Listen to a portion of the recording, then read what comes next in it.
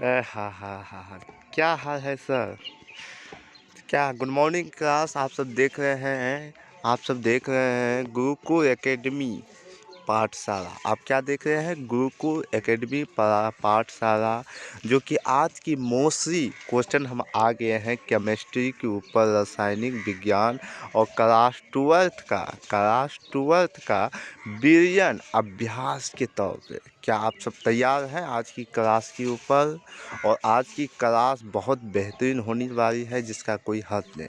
कहते हैं कि हमें तो जिद चाहिए किस बात के लिए, हमें तो जिद चाहिए किस बात के लिए। हम तो पढ़ने आए हैं गुरुकुल एकेडमी पाठशाला के लिए।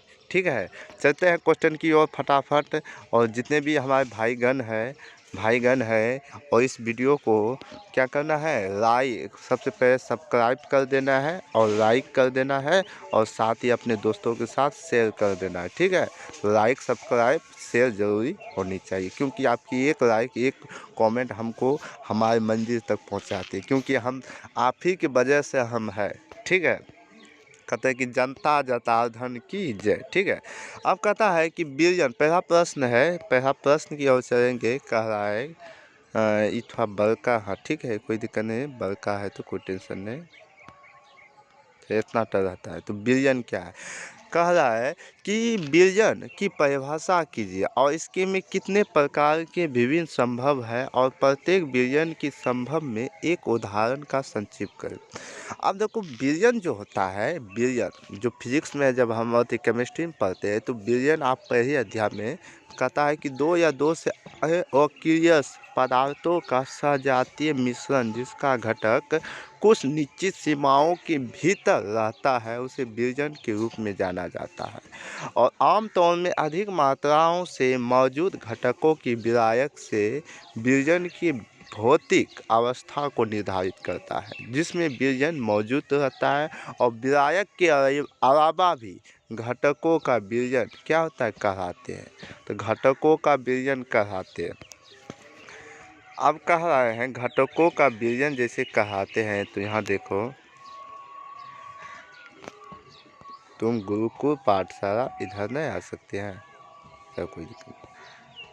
तो ये जरूरी है। जैसे यहाँ देखो, विरजन में मौजूद घटकों का विरजन कहलाती है। मतलब जब कोई अभिक्रिया अगर करता है तो उसमें जो है मेन टॉपिक होता है कि विरजन होता है एक दूसरे को घोल जाना। क्या होता है, एक दूसरे से घोलना। तो घोल में दो या चार घटक आती है, जिसमें क्रमशः बायनी टर्टनी चतुर्थांश विरजन में जाना जाता है, और भौतिक में के स्थिति में ये निम्न प्रकार के रहता है। कहता है विरय और विलायक दोनों ठोस अवस्था में रहता है। उदाहरण के लिए मिश्र धातु जो होता है विरय और विलायक में क्या होता है, ठोस प्रकार के होता है।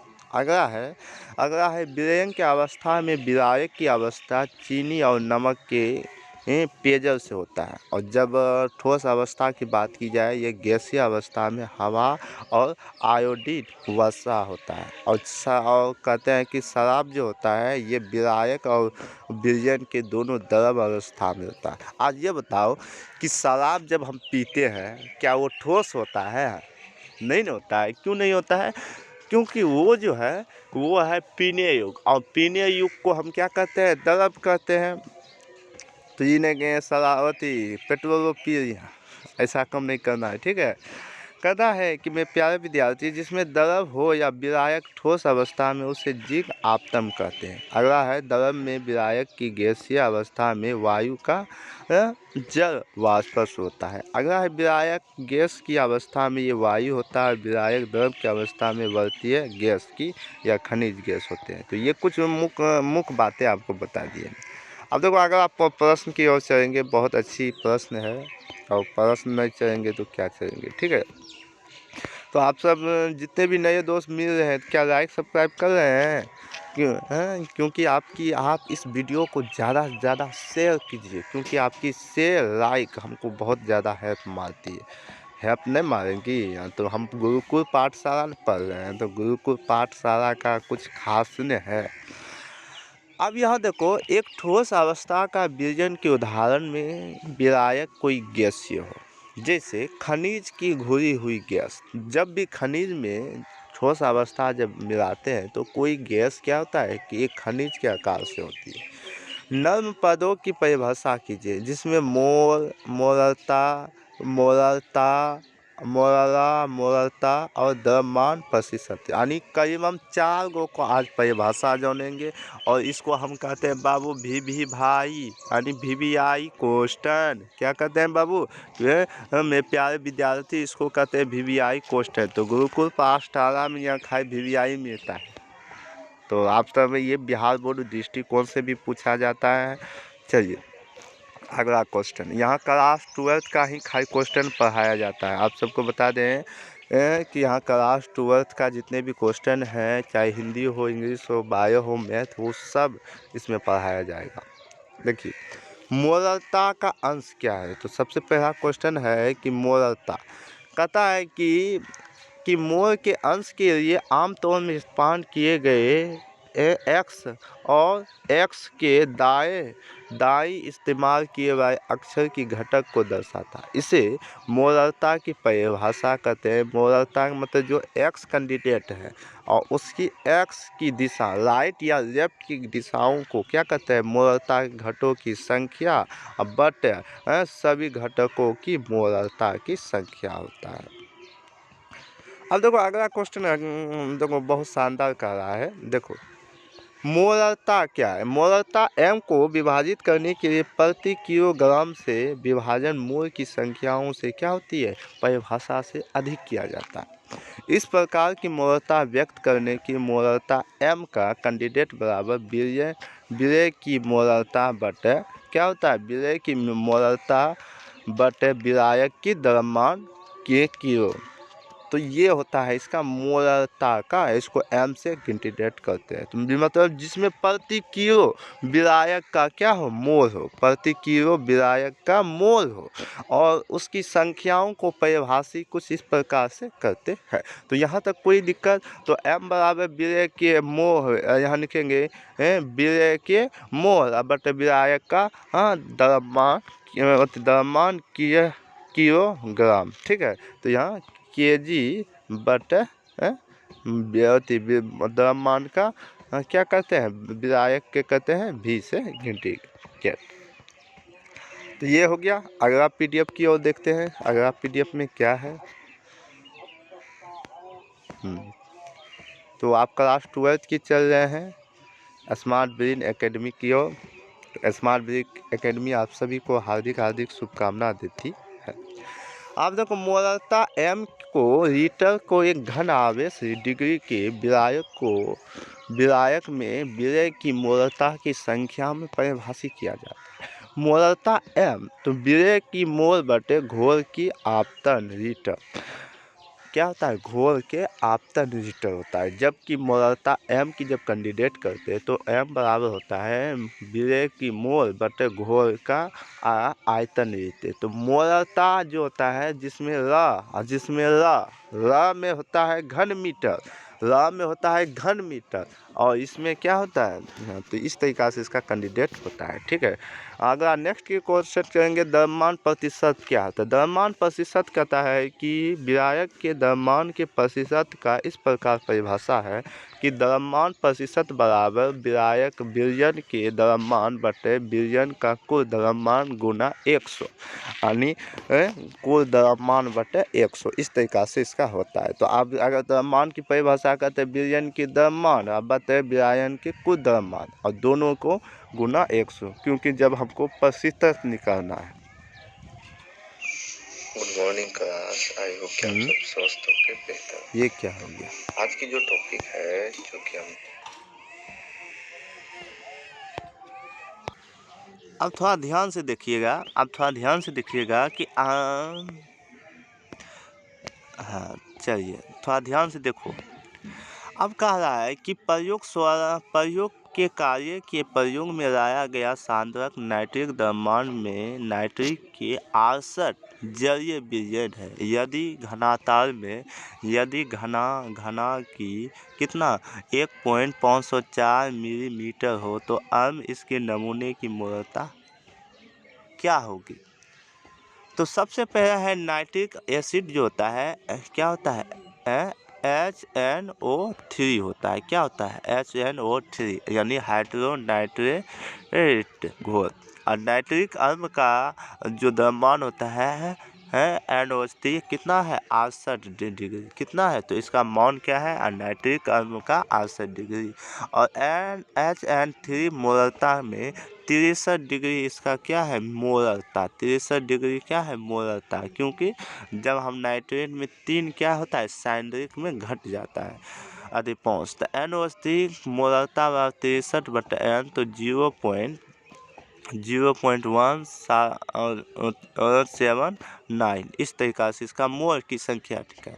अब विलयन का घनत्व होता है, विलयन का घनत्व कितना दिया गया है तो विलयन का घनत्व कुछ 1.504 मोलरता होता है। तो अतः विलयन की मोलरता बराबर होता है कि मोलों की विलयन की आयतन बराबर होता है कि मोलों की द्रव्यमान बटे घोल की द्रव्यमान। तो 100 बटे 1.504 तो ml बराबर होता है 0.0। इसका जब घात करते हैं तो 0.0665 लीटर निकल जाता है, जिसमें मोल विलयन की मोलरता बराबर विलयन के मोल बटे विलयन के आयतन। तो कितना हो गया टोटल 1.079 बराबर 0.00665 या कितना हो गया 16.30 क्या हो गया 16.23।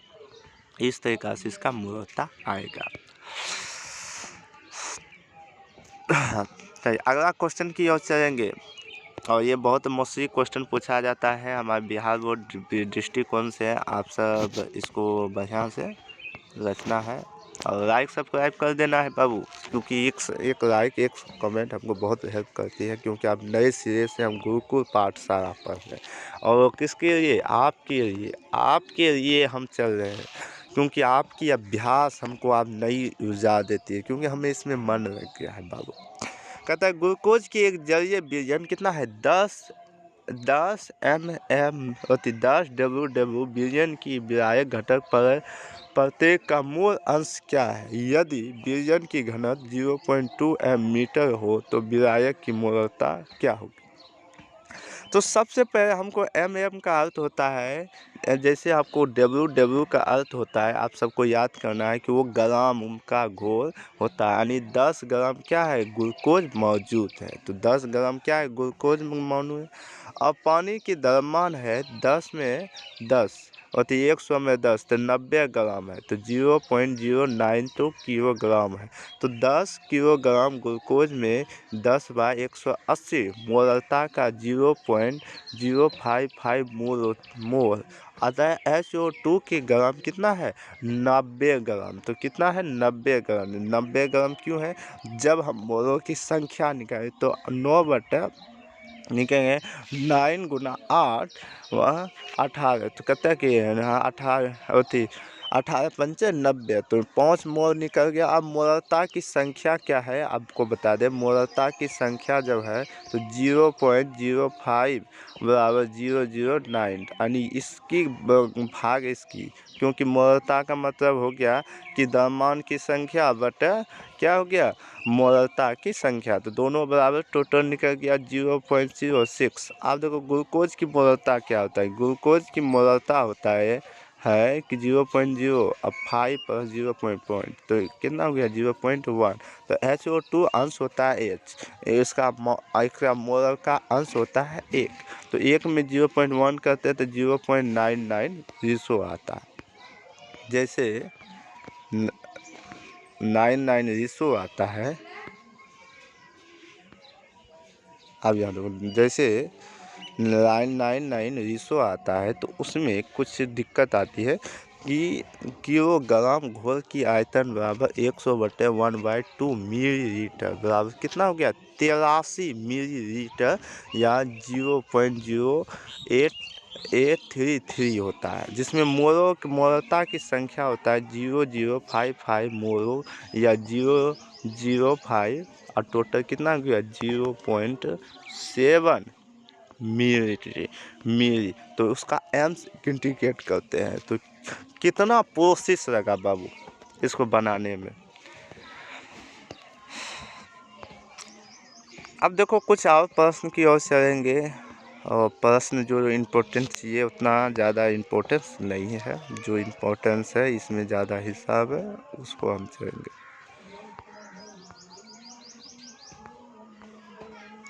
चलो हेनरी का नियम आप चलते हैं। जो देखो हम रखते हैं आपको वैसे नहीं कि आपको कोई प्रश्न दे के आपको बताने नहीं, जो इम्पोर्टेंस है जो विभिया है उसको।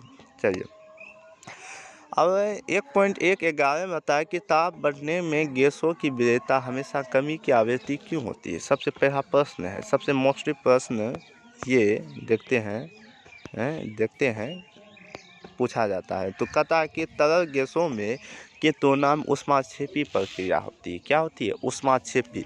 जैसे गैस प्लस विलायक बराबर गैस का उत्प्रेरण। क्या हो गया? उत्प्रेरण इसको क्या कहते हैं? उत्प्रेरण बराबर विलयन और ऊष्मा होता है। क्या होता है? विलयन अपूर्ण। और रे चैटल के सिद्धांत के अनुसार जैसे जैसे ताप बढ़ता है उसका संतुलन घिसक जाता है। संतुलन क्या होता है? आपस में घिसक जाता है। ठीक है। तो अगला क्वेश्चन की ओर चलेंगे बाबू। वो क्वेश्चन है बहुत मोस्टली हेनरी का नियम, और ये अनुप्रयोग ये ज़्यादातर हमारे बिहार बोर्ड डिस्ट्रिक्ट पर गुरुकुल पाठशाला, तुम इधर आ जाओ क्योंकि यही तो है इसका बैनर। तो गुरुकुल पाठशाला में आप सभी का स्वागत है। क्लास कैसा लग रहा है आप लोगों को? हमको लग रहा होगा कि आप सब तो क्लास बहुत अच्छी तरीक़ा से अटेंड कर रहे होंगे। कह रहा है कि हेनरी का नियम और इसके महत्वपूर्ण अनुप्रयोग को देखें। देखो हेनरी का नियम कहता है कि हेनरी के नियम के अनुसार तापमान पर एक तरल आयतन का गैस घूर्णनशील तरल के ऊपर गैस की दाब का अनुपाती होता है, जिसमें m बराबर p होता है, और इसका m का kp होता है। m का क्या होता है? kp होता है। तो k का होता है कि हेनरी का नियम, और mp घूर्णनशील गैसों के दाब के निरूपण होता है। कहता है कि हेनरी का नियम का कुछ महत्वपूर्ण अनुप्रयोग है जो कि आज इस क्लास में हम देखते हैं। सबसे पहला है, कह रहा है कि हेनरी शीतलता CO2 यानी कार्बन डाइऑक्साइड के बढ़ने के लिए बोतल की दाब के सील किया जाता है, और अस्पुका गोताखोरी से पानी के भीतर दाब की हवाओं के सांस लेने के दौरान गैसों की सांद्रता की समस्या पड़ती है।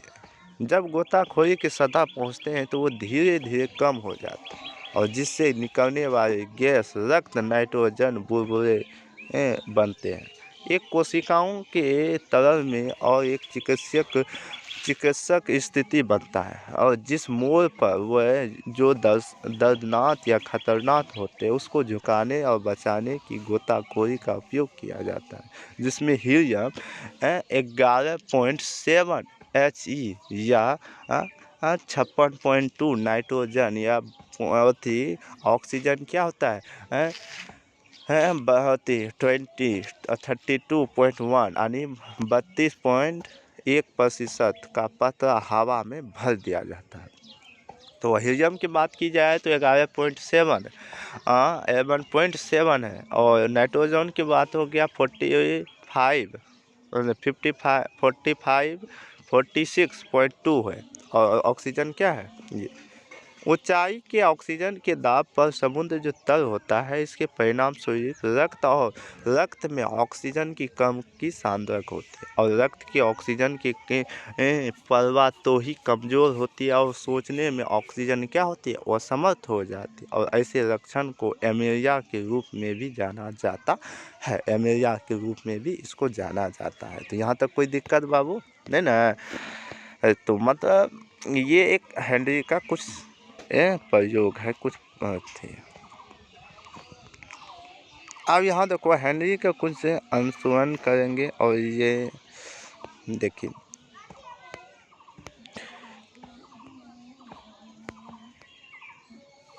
अब यहाँ देखो कहता है कि 5.6 अति 6.56 10⁻³ एथेनॉल युक्त विरजन के एथेनॉल के आंशिक 1 बार है तो विरजन में 5.0502 एथेन हो तो आंशिक दाब क्या है। तो एथेन का सूत्र होता है, हमने बताया थे C2H6। एथेन का क्या C2H6 द्रव्यमान का होता है, जिसमें 6 दूनी 12 6 कितना गया 6 दूनी 12 12 6 1 6 तो टोटल क्या हो गया 30 ग्राम।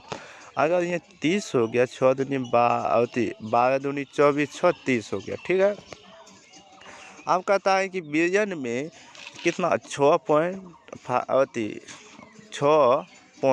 एथेनॉल की संख्या कितना हो गया 6.57 और विरजन की मौजूद संख्या जो हो गया कितना 6.5। तो मौजूद संख्या बराबर m बराबर होता है इसका मौजूद संख्या क्या हो गया तो 6.5 10⁻², क्योंकि इसका एथेनॉल की संख्या यहाँ दिया गया था। तो एथेनॉल की संख्या यहाँ दिए बटे क्या हो गया मोल की संख्या बराबर क्या निकला क्या निकला बाबू क्या निकला 2.187 10⁻³ मोलरता निकला। कितना हो गया 3 मोलरता। माना कि विलायक की मोल की संख्या क्या है x है और हेनरी के नियम क्या है P कैंडिडेट बराबर है क्या है XH बटे x है। क्या है बाबू XH बटे H है। तो उसी तरीक़ा से इसका विलायक आती है। अब देखो एक बराबर KH बराबर 2.187 10⁻³ 2.887 10⁻³ x एक बार KH 2.187 10⁻³ x बराबर 2.187 होता है और KH x बराबर 2.8 10⁻³ बार। तो यहाँ देखो यहाँ थोड़ा बाबू देखो थोड़ा हम ऊपर आ जाते, ठीक है। इधर हम क्या देखो अब यहाँ देखो KH का पॉइंट जब हम निकालते हैं तो इसका जो है x का मान कैंडिडेट दिया गया है। x का 5 पॉइंट निकला 5.10⁻² एथेनॉल के x कैंडिडेट दिया गया। तो एथेनॉल की उपस्थित जो है कि 5.2 मोलों की संख्या होता है कि घोलों की संख्या बटा मोलों के अनुसार जो आंशिक दाब का सूत्र होता है। तो कांस्टेंट पावर यहाँ 230 बराबर इसका टोटल कितना निकल गया बाबू कितना निकल गया। तो इसका टोटल जो निकला 1.67 10⁻√3 तो आज का टॉपिक बस यही रहेंगे। और आज की क्लास कैसा लगा आप सभी को अच्छा लगा होगा, क्योंकि हमने जो पढ़ाए हैं ये बिहार बोर्ड के अंतर्गत है। आगे दिन